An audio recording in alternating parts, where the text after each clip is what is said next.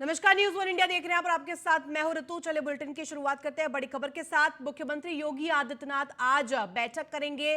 महत्वपूर्ण बैठक होगी आज सुबह। टीम 9 की अध्यक्षता करेंगे सीएम योगी आदित्यनाथ और आज बैठक करेंगे मुख्यमंत्री योगी। सुबह 10:30 बजे लोक भवन में ये अहम बैठक होनी है। ये बड़ी खबर आपको बता रहे हैं। कई अहम मुद्दों पर मंथन किया जा सकता है, वार्ता की जा सकती है। निकाय चुनाव हो, ओबीसी आरक्षण हो, ये तमाम वो मुद्दे, महंगाई, बेरोजगारी, सभी मुद्दों पर बातचीत हो सकती है, मंथन किया जा सकता है।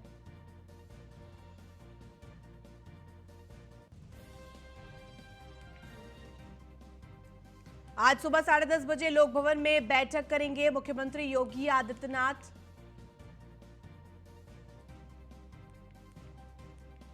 इसी खबर पर अधिक जानकारी के साथ हमारे संवाददाता नीलेश चौहान जुड़ गए। नीलेश, जिस तरह से अब आज अहम बैठक है सीएम योगी आदित्यनाथ की टीम 9 के साथ, खासतौर पर निकाय चुनाव को लेकर ये बहुत महत्वपूर्ण माना जा रहा है, क्या कुछ अधिक जानकारी आपके पास?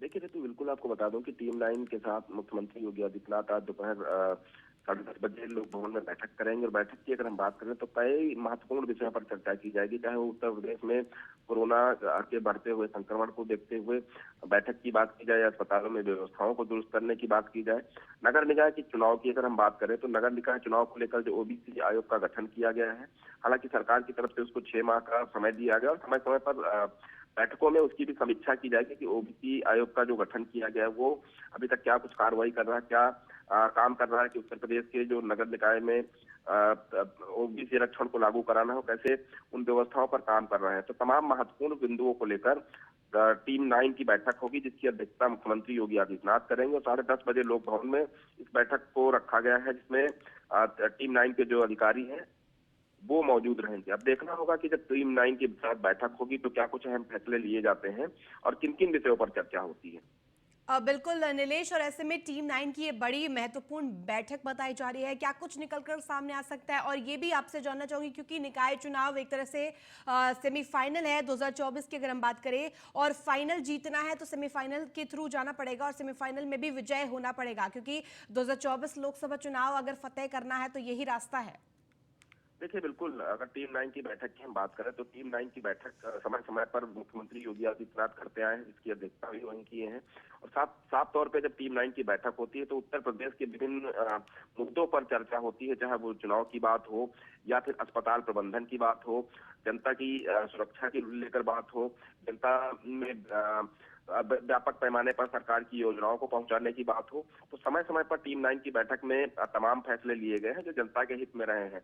हालांकि आज की अगर हम टीम 9 की बैठक की बात करें तो टीम 9 की बैठक में कई महत्वपूर्ण बिंदुओं पर चर्चा की जाएगी, चाहे हम बात करें नगर निकाय चुनाव की, कि नगर निकाय चुनाव जल्द से जल्द कैसे उत्तर प्रदेश में कराए जाए। हालांकि हाईकोर्ट ने तत्काल चुनाव कराने के आदेश दिए थे और सरकार ने जो है ओबीसी आयोग का गठन किया है, जिसमें 5 सदस्य हैं जो उत्तर प्रदेश के 75 जनपदों में सर्वे कराएंगे कि कैसे ओबीसी आरक्षण को लागू कराना है। उसके अलावा उत्तर प्रदेश में कोरोना की चपेट में आम जनता ना आए, उसके लिए कैसे व्यापक प्रबंध करने हैं, कैसे स्कूलों की एडवाइजरी रखनी है, कैसे अस्पतालों में व्यवस्थाओं को दुरुस्त रखना है, कैसे डॉक्टरों के लिए जो एडवाइजरी है वो जारी करनी है। तो तमाम महत्वपूर्ण बिंदुओं पर टीम 9 की बैठक आज होगी और उस बैठक में तमाम महत्वपूर्ण फैसले लिए जाएंगे। बिल्कुल नीलेश, और ऐसे में टीम 9 के सदस्य तो उसमें होंगे ही, और ऐसे में आपसे ये जानना चाहूंगी कि कौन कौन से ऐसे अन्य विशिष्ट अतिथि और उसमें पहुंच सकते हैं? टीम 9 की बैठक में सिर्फ टीम 9 के ही सदस्य शामिल होते हैं, जिसमें प्रमुख सचिव, मुख्य सचिव लेवल के अधिकारी होते हैं, जिनकी अध्यक्षता मुख्यमंत्री योगी आदित्यनाथ करते हैं। तो उन्हीं 9 सदस्यों के साथ ये बैठक होती है जो महत्वपूर्ण पदों पर उत्तर प्रदेश के शासन में काबिज हैं। तो उन्हीं को इस बैठक में शामिल किया जाता है। बाकी बैठक के बाद जो चर्चा होती है, जो निर्णय लिए जाते हैं, वो अधिकारी अपने जिम्मेदार कर्मचारियों और अधिकारियों को निर्देशित करते हैं कि कैसे उत्तर प्रदेश के अंदर उन व्यवस्थाओं को सुचारू रूप से लागू कराना है। तो तमाम जब निर्देश जारी होते हैं तो टीम 9 के जो सदस्य हैं वो अपने अपने विभाग के लोगों को, अधिकारियों को, कर्मचारियों को दिशा निर्देश आगे लागू कराने के निर्देश देते हैं। हालांकि इस बैठक में सिर्फ टीम 9 के सदस्य ही मौजूद होते हैं।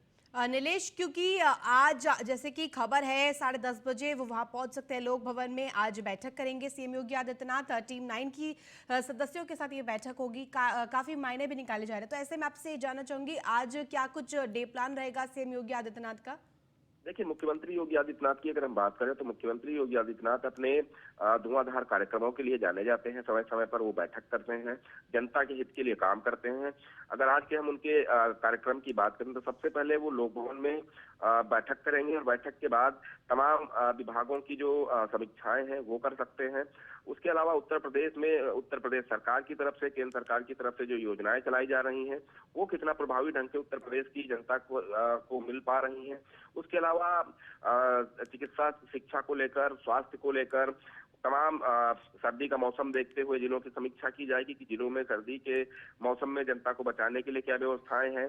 उसके अलावा सड़कों पर अलाव जल रहा है कि नहीं जल रहा है, उन तमाम चीजों को लेकर टीम 9 की बैठक में समीक्षा की जाएगी। उसके बाद एक कई कार्यक्रम हैं जो विभागीय कार्यक्रम होंगे, जिसमें मुख्यमंत्री योगी आदित्यनाथ जरूर ये पड़ताल करते हुए नजर आएंगे कि उत्तर प्रदेश की व्यवस्थाओं को कैसे दुरुस्त किया जाए, कैसे जनता को सहूलियत मिल सके, सर्दी से बचाया जा सके, रैन बसेरों में व्यवस्थाएं क्या है। उन तमाम चीजों को लेकर आज मुख्यमंत्री योगी आदित्यनाथ काफी बिजी रहने वाले हैं। नीलेश, ऐसे में आपसे एक जानना चाहूंगी क्योंकि ओबीसी आरक्षण का मुद्दा फिलहाल सियासत बना रहा है और ऐसे में सीआरसी गलियारों में इसकी चर्चाएं भी काफी है, तो ओबीसी आरक्षण के लेकर ओबीसी आरक्षण को लेकर भी क्या कुछ अहम मंथन किया जा सकता है? क्योंकि अध्यक्ष जो है 5 सदस्यीय टीम के राम अवतार सिंह, उनका बयान सामने आया था कि 3 महीने में ही पूरी प्रणाली पूरी कर ली जाएगी, पूरी जांच कर ली जाएगी कि क्या कुछ आगे होगा निकाय चुनाव को लेकर। देखिए, बिल्कुल भारतीय जनता पार्टी के संगठन महामंत्री, राष्ट्रीय संगठन महामंत्री बीएल संतोष भी उत्तर प्रदेश के दौरे पर रहेंगे, तो कहीं ना कहीं उत्तर प्रदेश की सियासत में एक बार फिर से देखना होगा कि किस तरीके से भारतीय जनता पार्टी अपना जो है राजनीतिक स्तर को बड़ा करती है, साथ ही साथ जो संगठन है उसको बूथ स्तर पर बड़ा करती है, क्योंकि काफी महत्वपूर्ण हो जाएगा जब बीएल संतोष और मुख्यमंत्री योगी आदित्यनाथ एक साथ उत्तर प्रदेश के तमाम पदाधिकारियों के साथ बैठक करेंगे और बैठक में उत्तर प्रदेश के नगर निकाय के चुनाव हो, चाहे 2024 में होने वाले लोकसभा चुनाव हो, हाँ। उनको लेकर समीक्षाएं की जाएंगी। खासतौर पर ओबीसी आरक्षण की अगर हम बात करें, जिसको बीजेपी ने पहले लागू किया था कि ओबीसी आरक्षण को कैसे उत्तर प्रदेश में लागू करना है, हालांकि कोर्ट ने उसको खारिज किया, जिसके बाद तत्काल प्रभाव से सरकार ने एक आयोग बनाया है और उस आयोग के बाद बनने के बाद आज जब कई दिग्गज जो है उत्तर प्रदेश की राजधानी में मौजूद रहेंगे, तो तमाम महत्वपूर्ण बिंदुओं पर चर्चा होगी, खासतौर पर ओबीसी वर्ग को लेकर, क्योंकि ओबीसी वर्ग को लेकर लगातार जो है भारतीय ठीक है नीलेश, बहुत महत्वपूर्ण ये बैठक और ऐसे में बहुत कुछ इससे निकल कर आएगा, कई मायने हैं इस बैठक के। आप बने रहिए, आगे भी आपसे जानकारी लेंगे। वह नए साल में यूपी बीजेपी का मंथन जारी है। 2 दिन के यूपी दौरे पर बीएल संतोष पहुंचे हैं। आपको बता दें कि मिशन 2024 की तैयारियों को लेकर समीक्षा बैठक करेंगे और यूपी बीजेपी के संगठनात्मक कार्यों की समीक्षा करते दिखाई देंगे। पार्टी पदाधिकारियों के साथ ये महत्वपूर्ण बैठक भी करते हुए दिखाई देंगे और साथ ही साथ आपको पता तो चले कि आगामी कार्यक्रमों की सूची और चर्चा की जाएगी, क्या कुछ आगे रुख रहेगा, पार्टी का किस तरह की रणनीति बनाई जाएगी, इन सभी विषयों पर मंथन किया जाएगा, क्योंकि आगामी 2024 चुनाव अब हमारे सिर पर है, बीजेपी का ये मानना है। और ऐसे में मिशन 2024 में अब बीजेपी की तैयारियां तेज होती दिखाई दे रही है। यूपी बीजेपी के संगठनात्मक कार्यों में अब समीक्षा शुरू हो गई है। अधिक जानकारी के साथ हमारे संवाददाता नीलेश बने हुए। नीलेश, इस तरह से अभी हम बात ही कर रहे थे कि सीएम योगी आदित्यनाथ मंथन कर रहे हैं, आज उनकी अहम बैठक है और इसी कड़ी में अब एक और शामिल हो गया कि अब मिशन 2024 में लग गई है बीजेपी और साथ ही साथ बीएल संतोष पहुंच रहे यूपी दौरे पर।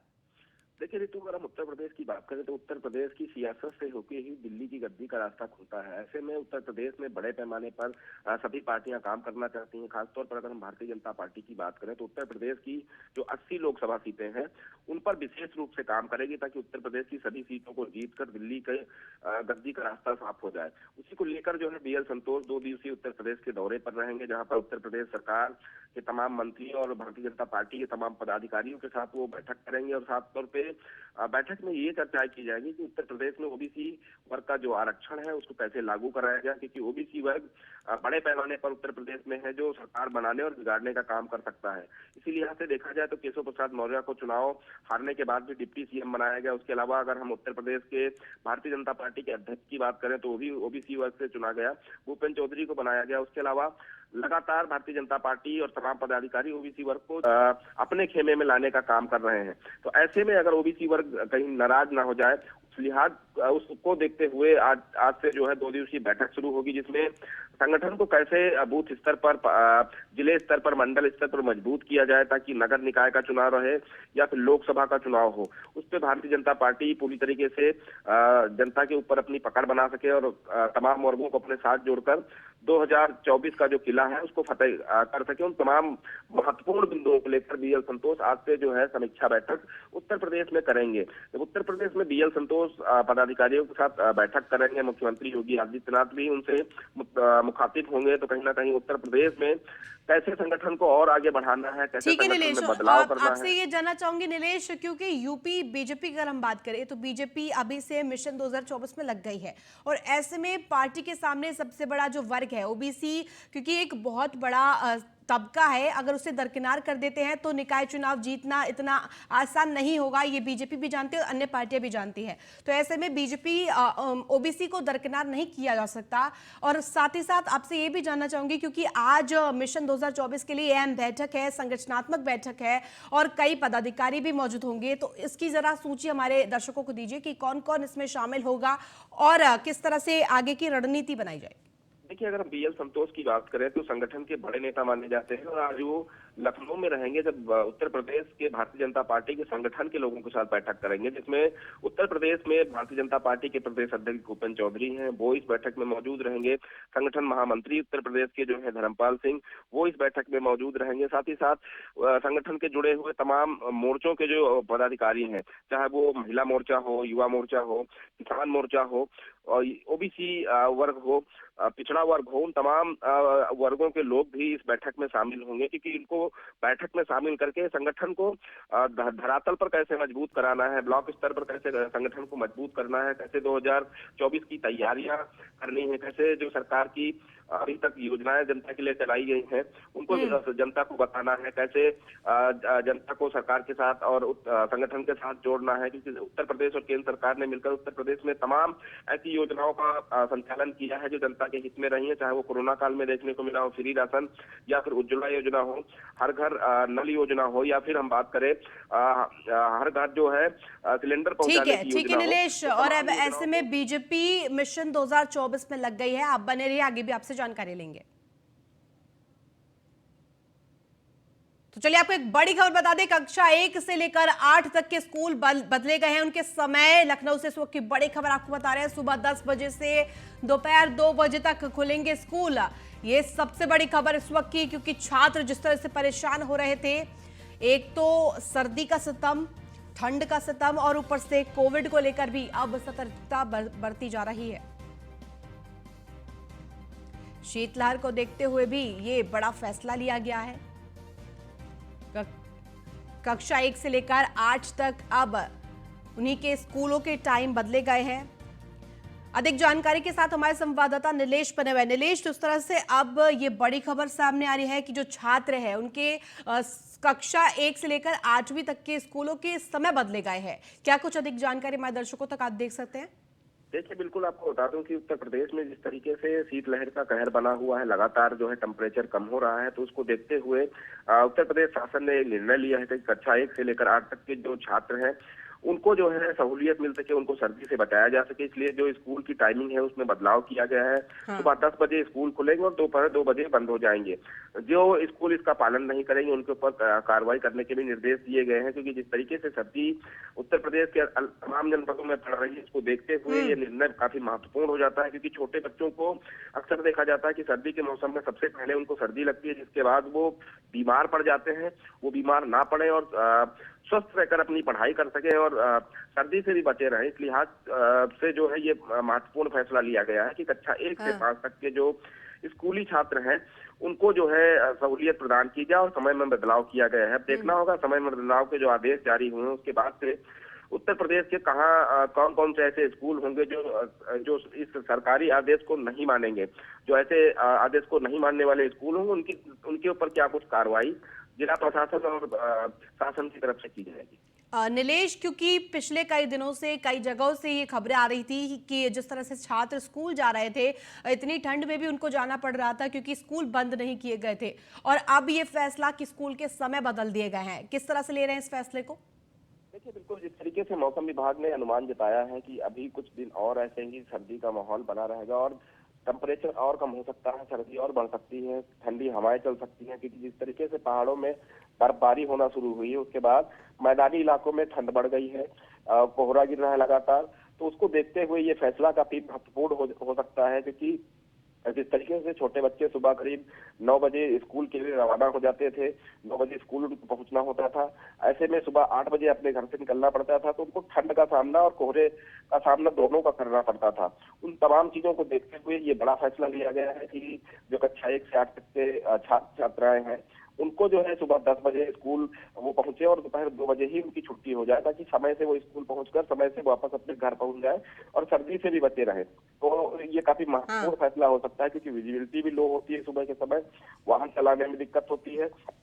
दूसरी बात, स्कूल तक पहुंचने में बच्चों को सर्दी ज्यादा लगती है। तो 10 बजे के बाद जो है अमूमन उत्तर प्रदेश के लगभग सभी जनपदों में धूप निकलने लगती है। तो उसी चीज को देखते हुए ये महत्वपूर्ण फैसला लिया गया है। हाँ नीलेश, और ऐसे में शीतलहर को देखते हुए, विजिबिलिटी को देखते हुए अब ये फैसला लिया गया है कक्षा 1 से लेकर 8वीं तक के स्कूलों के समय बदले गए हैं। तो और आपसे ये जानना चाहूंगी, क्योंकि अब समय तो बदल दिया गया है, लेकिन कोरोना गाइडलाइंस की अगर हम बात करें तो क्या स्कूल में वो भी प्रभावी तौर पर सुचारू रूप से चलाए गए हैं? देखिए, बिल्कुल उत्तर प्रदेश में कोरोना का जब नया वेरिएंट मिला और उसकी जो है शासन प्रशासन को जानकारी हुई कि कोरोना का नया वेरिएंट देश में दस्तक दे रहा है, उसके बाद उत्तर प्रदेश में एक एडवाइजरी जारी की गई कि समस्त स्कूल हो, शॉपिंग मॉल्स हो, प्रतिष्ठान हो, साप्ताहिक बाजारें हों, उनमें कोरोना का गाइडलाइन का ठीक ढंग से पालन कराया जाए। और खासतौर पर स्कूली छात्र छात्राओं को हिदायत दी जाए कि वो भीड़ में अक्सर ना घूमे और मास्क लगाकर रहें, 2 गज की दूरी का पालन करें। तो उन तमाम चीजों का पालन हालांकि स्कूल प्रशासन लगातार करा रहा है, ताकि स्कूल में जो है कोरोना दस्तक न दे सके। उसके अलावा अस्पतालों को भी एडवाइजरी है कि अस्पताल कुछ बेडों की संख्या को रिजर्व रखें, जो कोरोना पीड़ित मरीज हों या फिर उनके सिम्टम्स अगर नजर आ रहे हैं तो उन मरीजों को त्वरित इलाज दिया जाए। कहीं ना कहीं उत्तर प्रदेश सरकार और बिल्कुल नीलेश, धन्यवाद, आपने बहुत जानकारी दी, शुक्रिया। आप साझा कर रहे थे हमें जानकारी। 1 से 8वीं तक के अब समय बदल दिए गए हैं। तो चलिए आपको एक बड़ी खबर बता दें, नया साल एक परिवार पर कहर बनकर टूटा है। एक ही परिवार के 3 लोगों की मौत से हड़कंप मच गया है। आपको बता दें कि अंगीठी जलाकर पूरा परिवार सोया था, और ऐसे में अब पति पत्नी सहित 4 साल की बच्ची की जलकर मौत हो गई है। ये बड़ी खबर आपको बता रहे हैं, थाना टीपी नगर क्षेत्र से ये पूरा मामला सामने आया है। अंगीठी जलाकर सोना जिस तरह से अब मातम में पसर गया एक परिवार के लिए। ठंड इस तरह से बढ़ती जा रही है कि लोग अलाव का सहारा ले रहे हैं। अधिक जानकारी के साथ हमारे संवाददाता के शर्मा जुड़ गए। के जिस तरह से अभी एक खबर सामने आई है, मेरठ में नया साल एक परिवार के लिए सितम बन गया, कहर बनकर टूटा है, और एक ही परिवार के कई लोग मौत के घाट उतर गए हैं क्योंकि अंगीठी जलाकर सोए थे। क्या कुछ अधिक जानकारी आपके पास है? जी, मैं आपको बता दूं, ये घटना उस वक्त आई है जब पूरा का पूरा शहर ही नहीं बल्कि देश नए साल के खुशी में झूम रहा था। वहीं पर जब एक परिवार का घर दरवाजा 1 बजे तक, दिन के 1 बजे तक नहीं खुलता है तो लोगों को उत्सुकता होती है कि क्या कारण है कि 1 बजे तक दरवाजा नहीं खुला है। जिसका दरवाजा नहीं खुला था वो एक नेपाली नौकर है जो अपने मालिक के यहाँ रह रहा था, अपनी पत्नी और अपनी बच्ची के साथ। 1 बजे जब व्यवसायी आलोक बंसल ने देखा कि अभी तक नेपाली ये जो नौकर हैं ये नहीं आए, तो वो उनके सर्वेंट क्वार्टर की तरफ गए, और सर्वेंट क्वार्टर पर जब उन्होंने दरवाजा खटखटाने की कोशिश करी तो अंदर से कोई आवाज नहीं आई। उन्होंने तुरंत अपने साथियों को बुलाकर दरवाजा तोड़ा और अंदर का मंजर देखा तो उनके होश फाख्ता हो गए, क्योंकि पति और पत्नी तो वहीं पर बेहोश थे और वहीं पर मर चुके थे। वहीं पर दूसरी तरफ उनकी जो 4 साल की छोटी सी बेटी थी अंजलि, उसमें सांसें चल रही थी। ये सब लोग इस बच्ची को लेकर तुरंत केएमसी हॉस्पिटल पहुंचे, लेकिन तब तक देर हो चुकी थी। अस्पताल पहुंचते पहुंचते उस बच्ची ने भी दम तोड़ दिया और वहां पर जो मंजर सामने था उस पर अंगीठी थी, अंगीठी जलाई थी, उसमें से जो धुआं निकला था वो बाहर निकलने का उसका कोई रास्ता नहीं था। पूरा का पूरा परिवार नए साल से पहले ही दिन मौत के आगोश में समा गया। वहीं पर उस पूरी कॉलोनी में, शंभू नगर कॉलोनी में ठीक है, मातम और पड़ता हुआ आपसे है। ये जानना चाहूंगी कि आखिर अंगीठी से, क्योंकि ठंड का तो जिस तरह से प्रकोप बढ़ता ही जा रहा है, ठंड बढ़ती जा रही है और ऐसे में लोग अलाव का सहारा लेने को मजबूर है, लेकिन आपसे ये जानना चाहूंगी प्रिकॉशन के तौर पर क्या वहां पर सफोकेशन की वजह से इन लोगों की जान गई? जी हाँ, फिलहाल अभी फौरी तौर पर तो पुलिस ने यही बताया है कि सफोकेशन की वजह से कार्बन मोनोऑक्साइड बन गई थी अंदर ही अंदर बंद होने पर, उसकी वजह से जांच गई है। बाकी की पोस्टमार्टम रिपोर्ट आने के बाद ही पुलिस कुछ कहने की स्थिति में होगी। फिलहाल क्योंकि अंगीठी मिली है और हाँ। इसी से अनुमान लगाया जा रहा है कि शायद दम घुटने से इस पूरे परिवार की मौत हुई है। जी आगे क्या कुछ सबक लिया जा सकता है इस मामले से? के जी हाँ, यही सबसे बड़ी बात है, क्योंकि हमारे यहाँ जितना भी प्रशासन होता है वो अलाव की तो व्यवस्था कर देता है, लेकिन ठंड से बचने के कारणों के लिए ना तो जिला अस्पताल पे, ना मेडिकल पे और ना ही कलेक्ट्रेट पे कोई भी होर्डिंग बिल्कुल लगाई के जाती। ठीक है, धन्यवाद तमाम जानकारी के लिए। तो फिलहाल इस बुलेटिन में बस इतना ही। आप देखते रहिए न्यूज़ 1 इंडिया।